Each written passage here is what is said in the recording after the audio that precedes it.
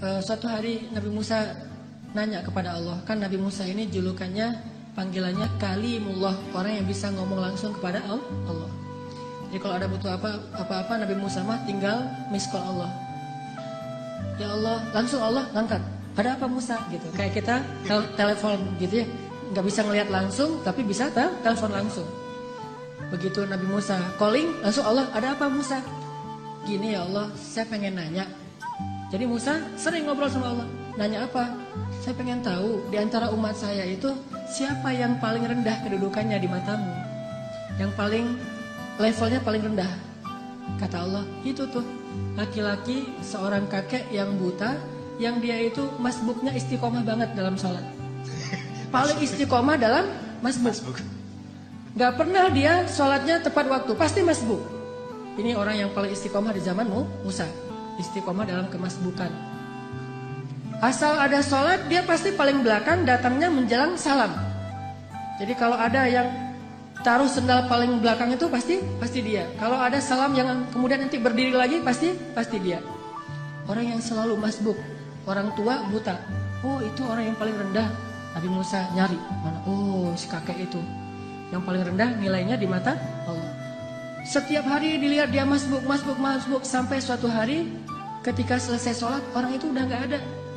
Nabi Musa telepon Allah. Allah, Musa ada apa? Itu si kakek kemana? Kok nggak datang? Kata Allah, dia sudah meninggal dan sekarang ada di dalam surga. Nabi Musa heran, ya Allah, gimana ceritanya tuh kakek yang nilainya paling rendah, yang nggak ada apa-apanya, yang masbuk sejati, tiba-tiba masuk surga sejak dia meninggal. Apa yang terjadi ya Allah? Allah bilang, ya Musa, suatu hari ketika kakek ini keluar dari masjid, dari tempat ibadah, dia jalan kemudian kesesat gara-gara dia buta, sampai di sebuah tanah yang lapang. Dia menemui seorang laki-laki, kemudian dia bertanya, saya ada di mana sekarang? Laki-laki itu mengatakan, ini kamu sedang berada di tanah lapang, di sebuah lapangan, di sebuah alun-alun. Kemudian kakek ini mengatakan, tidak, sesungguhnya rahmat Allah lebih luas daripada segalanya. Kamu berada di tanah yang luas? Kata dia, tidak, rahmat Allah yang lebih luas. Hanya karena itu, kemudian Allah mengatakan, wahai Musa, sesungguhnya rahmatku mendahului kemarahanku. Sehingga dia masuk surga hanya dengan kalimat, sesungguhnya rahmat Allah lebih luas. Makanya kalau kita nge-tag Allah, nge-mention Allah, libatkan Allah dalam urusan kita, selalu beruntung. Bayangin sekedar mengatakan subhanallahi wa bihamdi subhanallahil azim, langsung Allah sediakan pohon-pohon kurma yang sangat banyak di dalam surga. Begitu kita baca la haula wala quwata illa billah, Allah sediakan kunuz, harta yang ditaruh di dalam sebuah box yang sangat besar, disimpan di bawah arasy Allah Subhanahu wa taala. Mudah sekali. Karena kalau kita melibatkan Allah, yuridullahu bikumul yusra wa la yuridu bikumul usra. Salah kalau orang bilang, aduh gak usah bawa-bawa Allah lah, jadi susah. Enggak. Justru kalau kita bawa-bawa Allah jadi mudah. Karena Allah itu pada dasarnya pengen memudahkan kita, enggak pengen nyusahin kita. Yuridullahu bikumul yusra wa la yuridu bikumul usra. La yukallifullahu nafsan illa wus'aha. Sampai ketika turun ayat ittaqullaha haqqa tuqatih, bertakwalah kepada Allah sebenar-benar takwa. Para sahabat kemudian ngeluh, ya Rasulullah, kami nggak sanggup kalau sebenar-benar takwa. Terus gimana?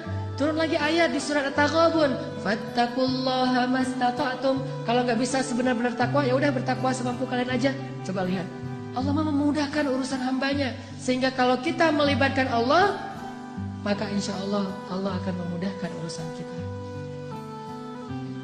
Kisah lagi, mungkin ada 2 atau 3 kisah lagi, bukti bahwa kalau kita melibatkan Allah itu mudah. Ada seorang nenek di zaman Nabi Musa, sudah menikah sekian puluh tahun belum dikaruniai anak. Datang kepada Nabi Musa, ya Nabi Allah, ada apa nek? Saya mau minta tolong. Ya, saya itu udah nikah sekian tahun tapi belum dikaruniai anak. Sedangkan engkau bisa bicara langsung dengan Allah. Boleh nggak saya minta tolong? Minta dong ke Allah, ya Allah beri saya 1 orang anak saja. Oh baik nek, nggih, gitu kata Nabi Musa. Telepon, ya Allah. Allah bilang, ada apa Musa? Ini nih, Ada nenek-nenek minta diberikan anak 1 orang aja katanya, karena dia tidak punya keturunan. Apa kata Allah? Ya Musa, bilang kepada nenek itu bahwa takdirnya dia tidak akan punya anak. Itu sudah takdir. Kemudian Nabi Musa bilang, Nek, sabar ya. Kata Allah, oh ya, udah ada jawaban dari Allah, udah ada. Gimana jawabannya? Takdir nenek mah gak akan punya anak. Oh gitu. Ya sudah, assalamualaikum, waalaikumsalam, pulang. Sepanjang jalan sampai di rumah dia mengatakan, ya Rahim, ya Rahim. Memang takdir saya tidak akan punya anak, tetapi Engkau Maha Rahim, beri saya anak, ya Rahim. Jadi dia ngeyel gitu. Terus saja minta sama Allah dengan bahasa yang lembut, ya Rahim, ya Rahim. Besok datang lagi ketemu Nabi Musa, assalamualaikum, waalaikumsalam. Nenek yang kemarin, ada apa nek? Gitu. Sama Nabi Musa masih yang kemarin gitu. Apaan? Minta dong ke Allah lagi supaya dikasih anak. Lah kan udah kemarin katanya takdirnya gak akan punya anak. Ya siapa tahu sekarang berubah. Nih nenek nih. Sikoh billah, yakin banget sama Allah. Karena gak mau ngecewain, walaupun Nabi Musa juga udah tahu takdirnya kayak gitu. Ya udah Nabi Musa telepon lagi. Ya Allah, ini si nenek yang kemarin. Oh ya Musa, jawab aja kayak kemarin. Bahwa dia gak akan punya anak. Nek, saya bilang juga apa? Takdirnya nenek gak akan punya anak. Udah bersabar aja. Oh gitu ya, udah assalamualaikum, waalaikumsalam, ya Rahim, ya Rahim. Terus aja gitu. Datang lagi nenek yang sama, nek, sama jawabannya. Belum ngomong juga udah dikasih tahu aja jawaban. Tapi kata nenek, coba minta lagi, mudah-mudahan Allah udah mau ngasih sekarang. Ya Allah, nenek yang kemarin datang lagi. Wahai Musa, takdirnya gak akan punya anak. Nek, memang udah takdirnya kayak gitu. Sabar aja.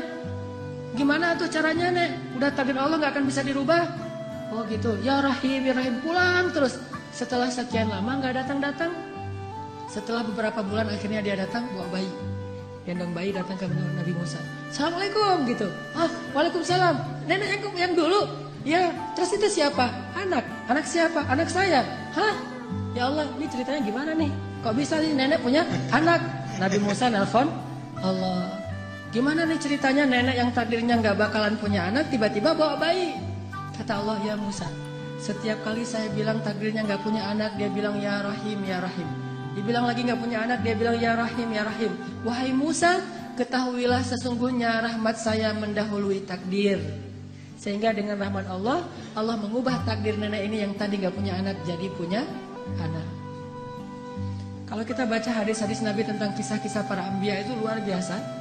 Intinya adalah mereka selalu mengandalkan Allah dan selalu mendapatkan janji-janji yang Allah pernah janjikan kepada mereka. Gak pernah kecewa. Mungkin cerita terakhir yang sangat populer itu adalah cerita Siti Hajar. Ini bagi saya menakjubkan banget nih ceritanya. Nabi Ibrahim bawa Siti Hajar dari Palestina ke Mekah, melintasi gurun pasir hanya bertiga saja. Ibrahim, Hajar, Ismail kecil. Karena Allah memerintahkan Ibrahim, bawa keluargamu ke sebuah biwadin ghairi dzi zar', kepada sebuah lembah yang tidak ada kehidupan di sana. Bawa ke sana. Di Bakkah, yang kemudian namanya menjadi Mekah. Akhirnya Ibrahim bilang ke Hajar, Hajar, yuk kita hijrah gitu. Hijrah kemana mas? Hajar gak ada yang nanya hijrah kemana. Udah aja, oh hijrah ya sami'na wa ata'na. Di bawah gitu jalan kaki melintasi padang pasir. Berhenti sebentar di rest area, makan, minum seadanya, lanjut lagi. Gak pernah nanya, mas ini kemana sih kok gak sampai-sampai? Gak pernah Hajar nanya kayak gitu. Atau gak pernah juga dia bilang, mas turunin saya aja di mall itu nanti dijemput lagi.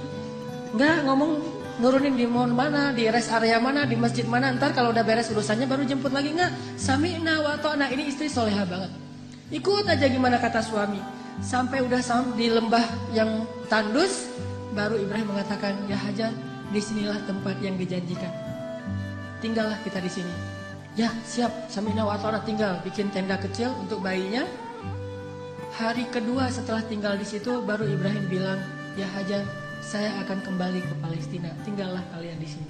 Baru setelah sekian lama Hajar diam, kali ini Hajar udah gak kuat untuk diam. Baru dia nanya, ya Ibrahim, engkau tinggalkan kami di sini bersama seorang bayi dan tidak ada siapa-siapa, bahkan air dan kehidupan pun tidak ada di sini. Wahai Ibrahim, bagaimana engkau akan tinggalkan kami? Ibrahim gak tega untuk menjawab. Akhirnya Ibrahim pergi aja tanpa berbicara. Karena Ibrahim pergi, akhirnya Hajar mengganti pertanyaannya. Dan pertanyaan kedua ini lebih benar dari pertanyaan pertama. Kalau pertanyaan pertama, gimana engkau meninggalkan kami sendiri? Pertanyaan yang keduanya adalah, Hajar tanya kepada Ibrahim, ya Ibrahim, Allahu amaraka bihada? Apakah Allah yang menyuruhmu melakukan ini? Ibrahim mengangguk, ya ini perintah Allah. Apa kata-kata Hajar? La yudayyi'anallahu idzan. Kalau begitu, pergilah wahai suamiku, Allah tidak akan mengecewakan kami. Ini namanya keep the faith. Kalau udah libatin Allah, berubah semuanya. Kalau tadi khawatir, galau, sedih, takut, tapi begitu nanya Allahu amaraka bihada, yang menyuruh kamu melakukan ini wahai Ibrahim? Ya, kata Ibrahim, la yudayyi'anallahu idzan. Kalau gitu pergilah wahai suamiku, Allah tidak akan mengecewakan kami. Jadi kalau ada suami pergi tiba-tiba, kemana mas? Itu pertanyaannya salah, nggak usah dijawab. Tapi kalau nanyanya, mas ini Allah yang nyuruh, ya oh pergi aja. Gak apa-apa juga sebulan, setahun, Allah tidak akan mengecewakan kami. Kemana ternyata? Ikut taklim, ikut mungkin ada itikaf di mana. Kalau Allah yang nyuruh, maka istri akan tenang. Tapi kalau bukan Allah yang nyuruh, ini kenapa mas kok pergi, Allah yang nyuruh? Bukan tuntutan sosial media. Ada yang lagi harus saya selesaikan, ada yang jadi selebgram, saya pengen deketin. Nah, ini baru namanya perlu khawatir. Tapi kalau Allah yang nyuruh, insya Allah aman. Pergilah Mbak Ibrahim, Allah gak akan ngecewain kami. Ibrahim pergi, kemudian kita tahu adegannya.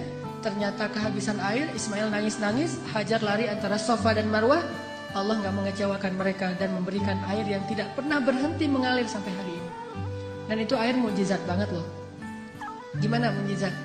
Kalau lagi banyak jamaah haji atau umroh di Mekah, air itu tidak akan kekurangan. Setiap hari orang minum air Zam-Zam. Kalau saya lagi umroh tuh selain minum, bahkan setiap hari dibawa dalam botol aqua. Kita kalau pergi ke masjid itu bawa botol aqua kan ya. Terus ngisi air Zam-Zam. Di dalam hotel kita nggak pernah minum air aqua dari hotel, selalu minum Zam-Zam yang dibawa dari masjid. Bayangin, dalam sehari 5 kali orang membawa air Zam-Zam setiap waktu sholat. Dan jumlah jamaahnya itu bisa sampai 3 juta kalau musim haji. Lalu ketika mereka pulang, mereka membawa minimal 5 liter air Zam-Zam di seluruh dunia. Sebanyak 3 juta orang. Air Zam-Zam tidak mengering, keluar sebanyak-banyak yang dibutuhkan. Tapi begitu haji selesai, umrah belum dibuka, Mekah sepi. Tidak ada yang umrah kecuali orang lokal saja. Paling-paling ratusan orang, tidak sampai 1000 orang. Tapi walaupun yang datangnya sedikit, yang minumnya sedikit, air Zam-Zam tidak membanjiri kota Mekah. Ini namanya berkah. Kalau butuh banyak keluar banyak, kalau butuh sedikit keluar sedikit. Bukan pas butuh banyak airnya putus, atau pas butuh sedikit airnya jadi banjir, soalnya biasanya keluarnya banyak. Enggak kayak gitu Zam-Zam, sangat berkah. Dan itu gara-gara kata Hajar, la yudayyi'anallahu idzan. Allah enggak bakalan ngecewain kami. Maka teman-teman, ayo kita belajar melibatkan Allah dalam urusan kita. Ada masalah dikit, oh serahin sama Allah sambil berikhtiar. Tapi jangan bergantung kepada ikhtiar. Ikhtiar hanya sebuah kewajiban kita yang diperintahkan Allah. Tetapi hati kita tidak boleh bergantung kepada ikhtiar. Hati kita bergantung di langit kepada Allah Subhanahu wa ta'ala. Andalkan Allah, maka kita tidak akan kecewa insya Allah.